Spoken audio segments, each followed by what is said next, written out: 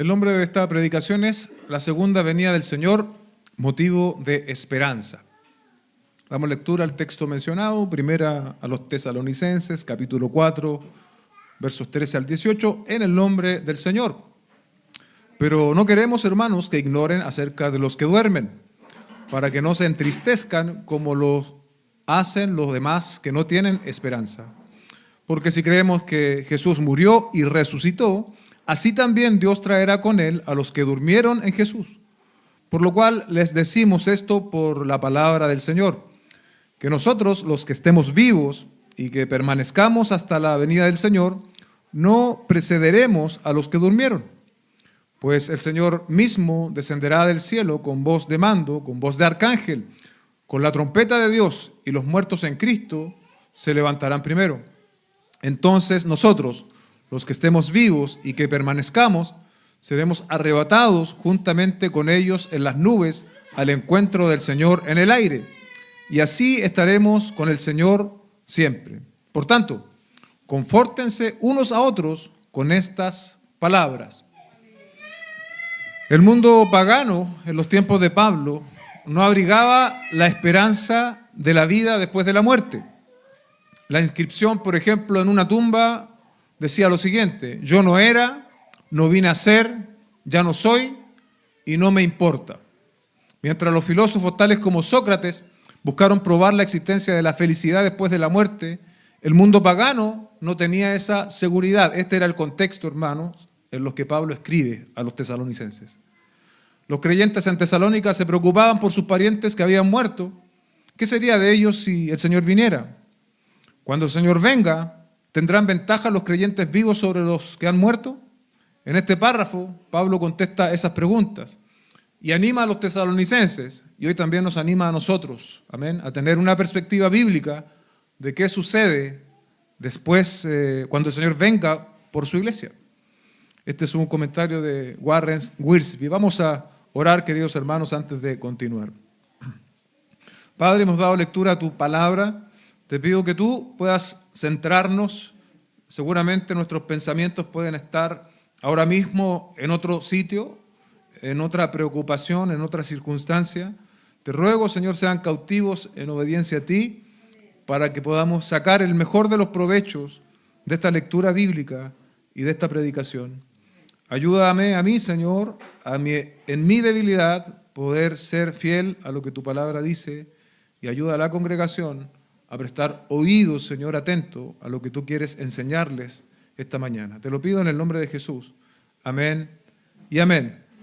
Nuestra enseñanza esta mañana tiene 3 puntos. El primero, la ignorancia que entristece. Entre los versos 13 y 14, dice Pablo: pero no queremos, hermanos, que ignoren acerca de los que duermen, para que no se entristezcan como lo hacen los demás que no tienen esperanza. Hermanos en la fe ciertamente habían muerto. Este término de los que duermen es un eufemismo, es decir, una manera no tan brusca de decir aquellos que murieron, pero se refiere, hermanos, a los creyentes que habían muerto, a personas que habían muerto y eran cercanas a este grupo de hermanos en Tesalónica. Y Pablo les llama a no entristecerse, ¿no? A no abrigar tristeza en sus corazones. Dice el texto, como lo hacen los demás que no tienen esperanza. ¿Quiénes son esos demás que no tienen esperanza? Los no creyentes. Ellos no tienen esperanza porque no han puesto su fe en la obra del Señor Jesucristo. Y aquí hay algo interesante que de hecho da por nombre a este primer punto, es que la ignorancia produce, ¿qué cosa? Tristeza. La ignorancia produce tristeza. De manera particular, la ignorancia respecto de lo que va a suceder cuando Cristo vuelva por su iglesia estaba produciendo en los tesalonicenses tristeza. Pero este principio, ¿no?, de la ignorancia produce tristeza es aplicable a otros aspectos de la vida cristiana. ¿Sí? A otros aspectos de la vida cristiana. Por ejemplo, quien no confía en la providencia de Dios y no tiene claridad que Dios está a cargo de todas las cosas, en un momento de cesantía, esa ignorancia va a producir tristeza, agobio, desaliento.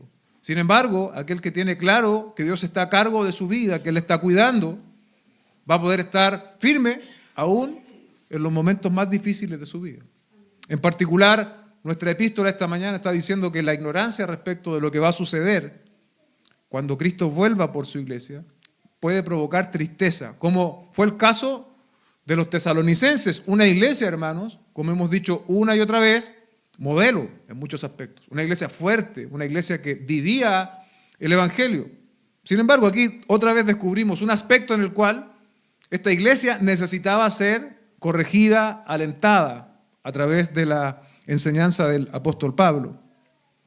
Efesios capítulo 2, verso 12, dice: recuerden que en ese tiempo ustedes estaban separados de Cristo. Ese tiempo cuando no estábamos en la fe en Jesucristo. Ahí estábamos excluidos de la ciudadanía de Israel, extraños a los pactos de la promesa, sin tener esperanza y sin Dios en el mundo. Hoy día en Cristo, precisamente, somos parte, ¿no?, del pueblo de Dios, ya no somos extraños a las promesas. Podemos decir que una de las promesas de Dios es precisamente que participaremos en la venida del Señor. Bueno, finalmente, hermanos, todos van a participar. Creyentes e incrédulos van a participar cuando Cristo vuelva. Pero unos van a participar para experimentar la gloria eterna de estar con el Señor por siempre, como termina diciendo nuestro texto. Y los que decidieron desechar, ignorar el mensaje del Señor y a Dios mismo, entonces van a sufrir condenación eterna. Pero nosotros hoy día somos parte de estos que dice Efesios capítulo 2, verso 12. Ya no estamos separados de Cristo, ya no estamos excluidos de la ciudadanía de Israel, no somos extraños a las promesas. Hoy día, sí, ciertamente, amados hermanos, tenemos esperanza en este mundo. Y esta esperanza, hoy día en particular, pone nuestro foco, nuestra mirada en la segunda venida del Señor Jesucristo. Estar en Cristo es la esperanza cierta de que Cristo volverá por su iglesia y seremos parte. No solo nosotros, si Cristo viniese hoy mismo, no solo nosotros, sino también todos aquellos, y esto es extraordinario poder meditarlo, todos aquellos que durante toda la historia de la humanidad han depositado su fe en el Señor Jesucristo, entonces serán resucitados. ¿Sí? Todos, sin excepción alguna. ¿Qué estaban pensando los tesalonicenses? Bueno, una de las cosas es que no volverían a ver más a quienes murieron. Y es probable, ¿no?, que la cultura predominante, las creencias predominantes en ese entonces pudiesen tener cierto efecto en lo que los tesalonicenses estaban pensando respecto de qué ocurría cuando un creyente moría. Entonces, aquí recogemos, ¿no?, una aplicación, lo que nuestra cultura dice, lo que incluso a veces los propios mitos, ¿no? Usted ha escuchado decir, tal vez en alguna oportunidad, no, es que en esta casa anda el espíritu de mi abuela o cosas de ese tipo. Eso es cultural, eso es parte de la cultura, de la cultura general, digamos, de lo que la gente dice y repite y termina creyendo. Entonces, no importa lo que la gente diga en este sentido, sino que nosotros debemos fijar nuestra mirada y sostener nuestras creencias en la palabra del Señor. Amén. En la palabra del Señor. ¿Qué piensa la cultura actual? ¿Qué piensa hoy día la sociedad? ¿Qué va a ocurrir cuando yo me muera, cuando una persona X se muera? Bueno, yo he escuchado una y otra vez, es más o menos lo más general, sobre todo de aquellos que son incrédulos, que después de la muerte todo se acaba. Es como bajar el switch, es como apagar la luz. No hay nada más después de la muerte. Y yo le pregunto a usted, querida iglesia, hermanos, ¿ve usted esperanza en ese pensamiento? Todo se acaba, nada trasciende. Muero y se apaga la luz. Otros más orientales hablan de la reencarnación, ¿no?, como un proceso en el cual cada ser humano que es espiritual se va mejorando de reencarnación en reencarnación. Si mal no recuerdo, una de las cosas es que ahí opera el karma también y todas estas cosas, y en la medida que tú vas mejorando, vas ascendiendo en tu próxima reencarnación. Ahora, si fallas, te va a tocar andar de gusano por un tiempo, y en la próxima vida a lo mejor ya avanzas a mono o cosas así. Tampoco veo esperanza yo allí, ¿no? Tampoco veo mucha esperanza. Todas las teorías humanas respecto de qué sucede después de la muerte tienen algo en común, aún hoy en día. y es que producen tristeza, porque no hay esperanza, no hay certeza respecto de lo que va a suceder. Mire lo que dice Warren Wiersbe, dice: cuando un creyente amado muere, nos consuela saber que Cristo regresará, porque sabemos que Cristo traerá consigo a los que murieron en el Señor. Recuerdo haberle dicho a un amigo: oí que perdiste a tu esposa, lo siento mucho. Él replicó: no la he perdido, ya que uno no puede perder algo que sabe en dónde está. Y yo sé dónde está ella. Qué hermoso, ¿no?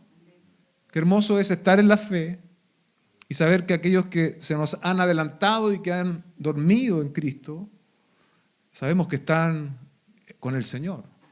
Es maravilloso, hermanos. Es una esperanza. Es una certeza para nuestros corazones. Sabemos dónde están los que han dormido en Cristo. Y eso nos brinda consuelo y esperanza. Es también lo que el apóstol Pablo quería transmitirle a los tesalonicenses. Que no se dejaran embaucar por los pensamientos paganos, sino que tuviesen esperanza, porque Cristo volvería y todos aquellos que habían partido en el Señor participarían de ese acontecimiento grandioso. Verso 14 dice: porque si creemos que Jesús murió y resucitó. Pablo menciona aquí, iglesia, algo que usted debe saber, y es que menciona un contenido irrenunciable de nuestra fe, del Evangelio. Cristo murió y resucitó. ¿Creían esto los tesalonicenses? Tienen que haberlo creído, porque eran, como hemos dicho, una iglesia muy ejemplar. ¿Lo creemos nosotros? Si hemos creído el Evangelio, hermanos, tú debes creer esto. Cristo murió y resucitó. Si tú no crees esto, no has conocido a Cristo aún. No se te ha revelado Cristo aún. Porque este hecho histórico de la muerte y la resurrección del Señor es fundamento del Evangelio. No podemos hablar del Evangelio si no hablamos de la muerte y de la resurrección de Jesucristo. Fundamento de nuestra fe. Ningún cristiano genuino negaría estos hechos del Evangelio. Negarlos es negar la fe, negar el Evangelio. Entonces Pablo aquí hace algo bien particular, ¿no? Toma estos hechos históricos del Evangelio, propios de la fe, y los vincula, los hace inseparables a lo que el verso dice a continuación. Dice: así también Dios traerá con él a los que durmieron en Jesús. ¿Se da cuenta? Si tú crees en el Evangelio, si crees que Jesús murió y resucitó, también debes creer que Dios traerá con él, es decir, con Jesucristo, a los que durmieron, a los que murieron en Jesús. Ambas realidades son inseparables. Si tú crees en el Evangelio, en la muerte y resurrección del Señor Jesucristo, debes creer también que Dios Padre traerá junto con Dios Hijo a los que durmieron o a los que murieron con él. Es otra forma de expresarlo. Pablo también, con esta misma intención y certeza, escribe a los Corintios algo muy similar, que va en la misma línea, podríamos decir.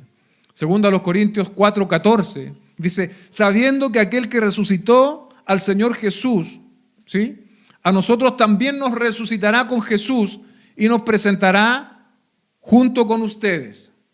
¿Se dan cuenta?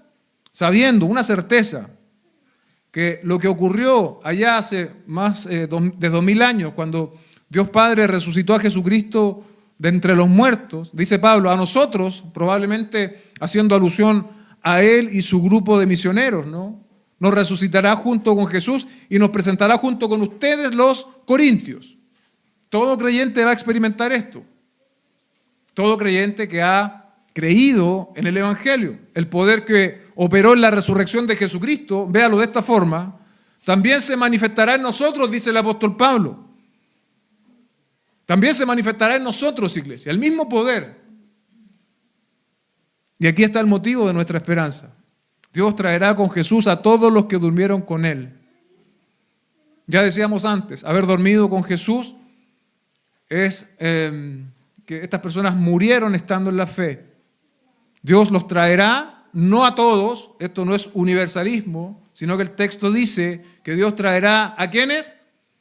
A los que durmieron con Jesús. Cuando un creyente muere, ¿qué pasa cuando un creyente muere? ¿A dónde va? Y aquí no tenemos que dar espacio a la imaginación, ni tampoco a lo que vemos muchas veces en televisión, ni a lo que nos han dicho nuestros abuelos. Nada de eso es muy útil, sino que tenemos que volver a la palabra del Señor y ceñirnos a lo que la palabra dice. ¿Qué pasa cuando un creyente muere? Cuando un hijo, una hija de Dios muere. Filipenses capítulo 1, verso 21 al 23. Nos da señales de qué es lo que pasa con un creyente. Dice, pues para mí el vivir es Cristo y el morir es ganancia. Pero si el vivir en la carne, esto significa para mí una labor fructífera, entonces no sé cuál escoger. Ponga atención al verso 23. Porque de ambos lados me siento apremiado, teniendo el deseo de partir, y aquí viene nuestra respuesta, y estar con Cristo. ¿Qué dice Pablo? Que cuando él muera, cuando él parta del escenario de esta tierra, va a estar con el Señor de manera inmediata, sin una pausa, como muchos piensan. Yo he hablado con muchos creyentes que piensan que cuando uno muere va a estar como una especie de sueño, mientras se cumple, digamos, lo que la Biblia establece como la segunda venida. Pero aquí Pablo no habla de ningún sueño. Pablo dice, teniendo el deseo de partir y estar con Cristo, y observe, pues eso es mucho mejor. Y aquí Pablo no está contrastando la vida normal versus el estar en la presencia del Señor. Está contrastando la vida de servicio. ¿Se dan cuenta? La vida de servicio, de invertirse en el reino de Dios como su misión, como algo que él sabía que era importante y que tenía que hacer, lo contrasta ahora con el partir y estar con Cristo. Y su conclusión es muy clara. Dice, esto es mucho mejor, muchísimo mejor. Cuando los creyentes mueren, por lo tanto, amados hermanos, no ingresan a un sueño inconsciente ni descienden a un lugar semi-inconsciente de espera, sino que están presentes con el Señor. Eso es lo que Pablo nos está diciendo, están presentes con el Señor. En la muerte los creyentes estarán con el Señor, pero aquí también tenemos que ser claros, en una comunión reducida. Y esta comunión que es reducida por este tiempo de espera, va a ser plena y consumada en el día de la resurrección. ¿Sí? Una idea similar vemos en Lucas capítulo 23, verso 41 al 43, donde Jesucristo está crucificado junto a dos ladrones, ¿no? Dice, nosotros a la verdad, uno de ellos dice así, justamente porque recibimos lo que merecemos por nuestros hechos, pero este nada malo ha hecho, dice el primer ladrón, o sea, el ladrón, uno de los que estaba. Y añadió, Jesús, acuérdate de mí cuando vengas en tu reino. Verso 43, en verdad te digo, observe bien, que hoy estarás conmigo en el paraíso. Tampoco da señales la palabra que va a haber un sueño o un periodo, no. ¿Cuándo iba a estar este ladrón? Hoy estarás conmigo en el paraíso. Segunda a los Corintios 5:8, dice, pero cobramos ánimo y preferimos más bien estar ausentes en el cuerpo y habitar con el Señor. Otro texto más que reafirma esto. Ausentes en el cuerpo, es decir, muertos, ¿sí? Y habitar con el Señor. Ahora, hermanos, ¿cómo va a ser particularmente esta espera? No podemos dar detalles, no lo sabemos así como en detalle, cada particularidad de cómo va a ser eso, no lo sabemos. La Biblia no lo revela. Pero tendremos una comunión consciente pero limitada. Se cita otro pasaje, no lo voy a leer, pero es la historia, ¿no?, de Lázaro y el rico, en Lucas 16, versos 19 al 31. Eso muestra, ¿no?, esta conciencia limitada respecto de lo que está sucediendo en la tierra. Cuando nosotros hayamos muerto y estemos con el Señor, en lo limitado que va a ser que nosotros no vamos a estar viendo lo que pasa acá en la tierra. La Biblia nos enseña eso. Por lo tanto, tampoco nosotros podríamos conversar con personas que han muerto. ¿Sí? ¿Sí? Por si alguien lo está haciendo, hermano.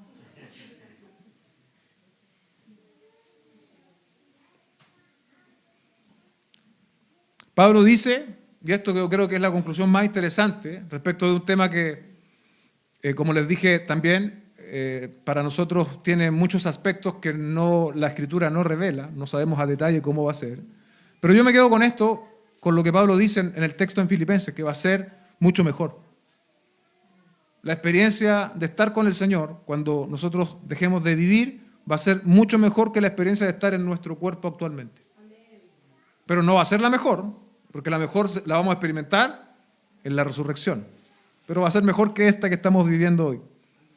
No conscientes del mundo, como les dije recién, pero sí conscientes de la presencia de Cristo. No es mucho más lo que podríamos decir al respecto en este sentido. Ahora, volvamos a nuestro texto. Dice, así también Dios traerá con Él a los que durmieron en Jesús. Nuestra vida, amados hermanos, no termina aquí. Un día resucitaremos. Y el verso 15, más adelante, nos da aún más contexto para afirmar que Pablo está hablando de la segunda resurrección, de la segunda venida del Señor.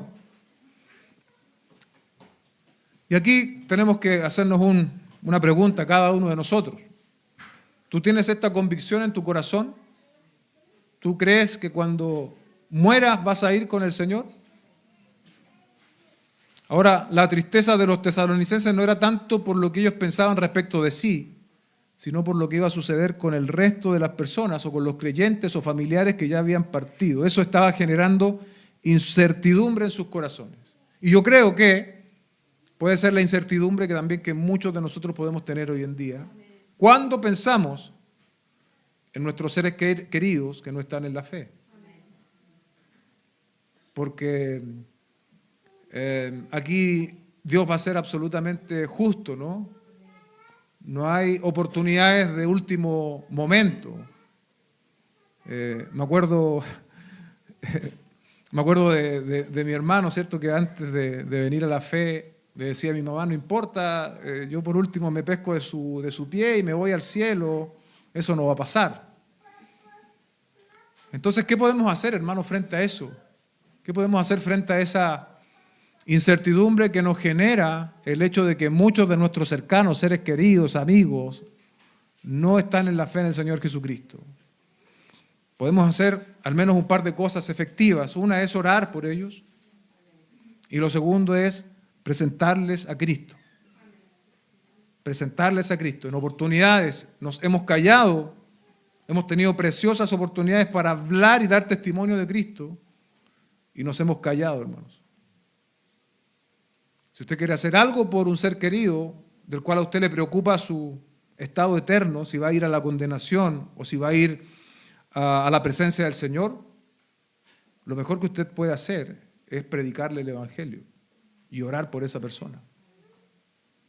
Anunciar el Evangelio a nuestros hijos, a nuestros padres, a nuestros amigos, para que algún día, cuando ellos partan de esta tierra, puedan tener esto que dice el apóstol Pablo, de dormir en el Señor. Y si nosotros somos testigos de eso, podremos tener la esperanza, ¿no?, de que un día les vamos a volver a ver. Les vamos a volver a ver en un estado de eternidad junto con el Señor, que eso es lo más maravilloso. Pablo sigue hablando de este tema de la segunda venida en su segunda carta a los tesalonicenses. Eso da cuenta de que no fue un tema absolutamente resuelto en la vida de Tesalónica, ¿no?, o en la iglesia de Tesalónica. En el capítulo 2, versos 1 al 3 de la segunda carta, Pablo vuelve a escribir sobre esto y le dice, pero con respecto a la venida de nuestro Señor Jesucristo y a nuestra reunión con Él, observe, les rogamos, hermanos, que no sean sacudidos fácilmente en su modo de pensar, ni se alarmen, ni por espíritu, ni por palabra, ni por carta, como si fuera de nosotros, en el sentido de que el día del Señor ha llegado. Que nadie los engañe en ninguna manera, porque no vendrá sin primero venga la apostasía y sea revelado el hombre de pecado, el hijo de perdición. Debemos, hermanos, pensar de manera bíblica respecto de la venida del Señor. Cuando pensamos de manera bíblica, tenemos certezas, podemos ser confortados y no vamos a sufrir incertidumbres, como dice el texto, como los demás. En este sentido, la desesperanza, la incertidumbre, no es para nosotros los creyentes, sino la incertidumbre es para los que no creen. Debemos abrigar confianza en el Señor y hacer todo lo que responsablemente tenemos que hacer para que otros vengan al conocimiento de la verdad y puedan ser salvos. Amén. Nuestro segundo punto habla más directamente de la venida del Señor. En los versos 15 al 17 da algunos detalles de cómo va a ser esto también en relación a los que están vivos cuando el Señor venga y los que ya han partido al Señor. Verso 15 dice: por lo cual les decimos esto por palabra del Señor, que nosotros los que estemos vivos y que permanezcamos hasta la venida del Señor, no precederemos a los que durmieron. Pues el Señor mismo descenderá del cielo con voz de mando, con voz de arcángel y con la trompeta de Dios, y los muertos en Cristo se levantarán primero.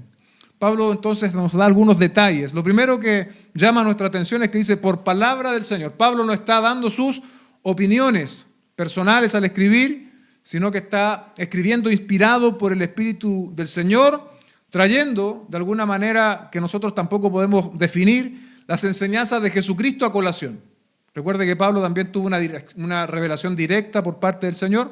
Puede que esté haciendo alusión a eso. Pablo nos muestra la expectativa con la que vivían los creyentes cuando él dice que nosotros los que estemos vivos. ¿Por qué? Pablo estaba pensando que el Señor iba a venir ¿cuándo? En cualquier momento. Dice, nosotros los que estemos vivos. Él estaba asumiendo que mientras él estuviese con vida, Jesucristo iba a volver. Dice, y que permanezcamos hasta la venida del Señor, no precederemos a los que durmieron. Este es un factor, el factor de la inminencia, ¿no? Ellos vivían con la inminencia de la segunda venida del Señor, y este es un factor que nos permite hoy día a nosotros explicarnos por qué vivían estos creyentes con esta intensidad, por qué vivían con este absoluto. Estaban dispuestos a padecer, a ser perseguidos, a perder sus bienes. ¿Por qué? Porque Cristo podía venir en cualquier momento. Podríamos decirlo de otra forma, la venida de Cristo, la segunda venida de Jesucristo, modeló su manera de vivir. Modeló su manera de vivir, le dio forma a su manera de vivir. Y tenemos que preguntarnos hoy en día, la iglesia de este siglo, de la cual nosotros somos parte, ¿está la venida del Señor influenciando nuestras decisiones? ¿Está modelando nuestra forma de vivir? ¿O estamos haciendo planes como si el Señor Jesucristo no volviese nunca más? Dice un comentarista, la expectativa de que el retorno del Señor Jesucristo sea en cualquier momento, escuche bien, es privilegio de cada generación de creyentes. De cada generación de creyentes. Pero será la realidad de una solamente. De una solamente. Puede que seamos nosotros. Puede que no, no lo sabemos. Pero lo que sí debemos recuperar es este aspecto, ¿no? Esta perspectiva de el inminente regreso de nuestro Señor Jesucristo que pudiese ocurrir en cualquier momento. El texto agrega más, dice, nosotros los que estemos vivos no precederemos a los que durmieron. Aquí en el griego es un negativo doble. No, nunca jamás, nunca jamás. Los santos que murieron participarán plenamente en todos los acontecimientos de los tiempos finales, así como todos los creyentes que estén vivos para la segunda venida. Como yo les decía antes, en la segunda venida del Señor Jesucristo van a participar todos los creyentes, los que han muerto y los que estén vivos en ese momento. Era una de las inquietudes precisamente de los tesalonicenses. Este era el temor que se había infiltrado en la iglesia. Otro aspecto interesante en que pensar respecto de la segunda venida del Señor es la glorificación de nuestros cuerpos. ¿Cómo se levantarán los muertos en Cristo? Con cuerpos glorificados. Primero a los Corintios 15, 52, 53 dice, en un momento, en un abrir y cerrar de ojos, a la trompeta final, pues la trompeta sonará y los muertos resucitarán, escuche bien, incorruptibles. Incorruptibles. Los muertos resucitarán incorruptibles. Y nosotros seremos transformados, porque es necesario que esto corruptible se vista de incorrupción y esto mortal se vista de inmortalidad. Pablo está aquí hablando de la glorificación de nuestros cuerpos hecho que ocurrirá en la segunda venida del Señor Jesucristo. Entonces, verso 17, volvemos a Tesalonicenses. Entonces nosotros, los que estemos vivos y permanezcamos, seremos arrebatados juntamente con ellos. ¿Quiénes son esos ellos? Los que habían muertos en la fe. En las nubes, al encuentro del Señor en el aire, y así estaremos con el Señor siempre.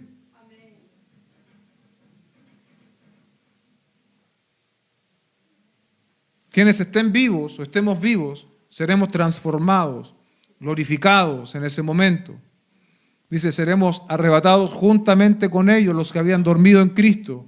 Ambos grupos de creyentes, los vivos y los que habían muerto, iremos al encuentro con nuestro Señor en el aire. Y aquí debemos pensar en esto, ¿no?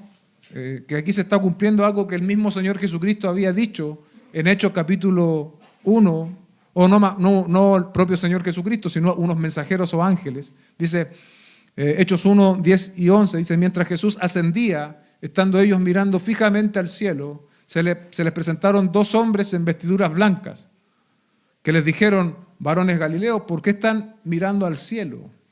Este mismo Jesús que ha sido tomado de ustedes al cielo, escuche bien, vendrá de la misma manera, tal como le han visto ir al cielo. ¿Se da cuenta? El Señor Jesucristo volverá de la misma manera, tal como le han visto ir al cielo. Y aquí está, y debe estar, hermanos, iglesia, el anhelo más profundo de nosotros como creyentes, el cumplimiento de nuestra esperanza. Y estaremos con el Señor siempre, viviendo eternamente en plenitud de vida. Yo pienso que a nosotros, en nuestra existencia actual, nos cuesta hasta imaginar esto. ¿Cómo va a ser vivir eternamente con el Señor? ¿Cómo será tener estos cuerpos glorificados ya libres del pecado, libres de la corrupción, libres de la enfermedad, libres de los dolores, con una mente también transformada, ¿no? Una mente similar a la de Cristo, una mente que ya no va a discurrir en pensamientos pecaminosos, ni en actos pecaminosos, mucho menos. Seremos entonces perfectamente santos, en un escenario santo, con un Dios santo por toda la eternidad. Esto como que nos vuela, ¿no? La tapa del cerebro y pensamos, y podemos pensar en ello y es motivo de gozo, hermanos. Es motivo de esperanza, como debió ser para los tesalonicenses. En medio de todas las circunstancias que nosotros podemos enfrentar hoy, en medio de todos los dolores, de las injusticias, de las catástrofes, como hemos sido testigos las últimas semanas, ¿no? A propósito de lo que ocurrió en Venezuela. Todas estas cosas que suceden y que van a seguir sucediendo, hermanos. Un día ya no sucederán más. Cuando Cristo vuelva por su iglesia. Será una reunión eterna, dice Warren Wiersbe, porque estaremos siempre con el Señor. Esta fue su promesa: vendré otra vez y os tomaré a mí mismo, para que donde yo estoy, vosotros también estéis. Juan 14:3. El propósito de la redención no es solo rescatarnos del juicio, sino relacionarnos con Cristo. Tendremos entonces una relación perfecta con nuestro Dios Trino, Dios Padre, Dios Hijo y Dios Espíritu Santo. Nuestro último punto, y más corto que los anteriores, la segunda venida del Señor, una enseñanza para confortarnos. Verso 18 solamente dice, por tanto, confórtense unos a otros con estas palabras. Estos versos son utilizados junto con otros para debates teológicos, pero no fueron dados para debatir. Una de las cosas que más se debate en teología y donde hay más posturas reconocidas es precisamente el asunto de la escatología. La escatología estudia los últimos tiempos desde el punto de vista de la Biblia. Y es donde más, o uno de los aspectos donde hay más puntos de vista. Pero el propósito del texto no es que nosotros nos pongamos a discutir respecto de nuestros puntos de vista, sino como dice de manera muy clara, tanto al comienzo en los versículos que compartimos como acá en la conclusión, dice, por tanto, confórtense unos a otros con estas palabras. Se nos fueron dadas para confortarnos, para animarnos, para no abrigar tristeza e incertidumbre respecto de lo que pasa con nosotros después de la muerte y sobre todo respecto de lo que va a pasar cuando Cristo vuelva por su iglesia. La resurrección de quienes ya hayan muerto, la glorificación de nuestros cuerpos, la reunión en los cielos, son hechos que viviremos. Hoy los predicamos, hoy los esperamos en fe. Hoy, iglesia, nos confortamos con este mensaje, nos animamos. Esta palabra Dios nos la da para animarnos. En medio de tus conflictos, dolores, esperas, incertidumbres, depresiones, enfermedades, cosas sin resolver, hay una certeza. Cristo volverá. Cristo volverá.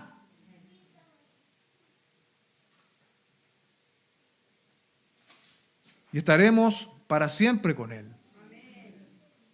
Los creyentes de todos los tiempos, nuestros familiares que han partido estando en Cristo, seremos parte de este evento. Esta expresión, confortados unos a otros, ¿sabe que es un imperativo? Dice acá más técnicamente, es un imperativo presente activo. Pero en otras palabras, es un mandato. Hablar de la segunda venida del Señor es para confortarnos unos a otros y es una orden. No es un consejo, no es algo alternativo, es una orden que podamos a través de este tipo de mensajes y palabras confortarnos los unos a los otros. ¿A qué recurrimos generalmente para confortarnos, no? Bueno, técnicas de consuelo o, no sé, de pronto hacer algún paseo, cosas de ese tipo, ¿no? Que en sí mismas no están mal y a veces pueden servir. Pero tenemos aquí algo más trascendente, ¿no?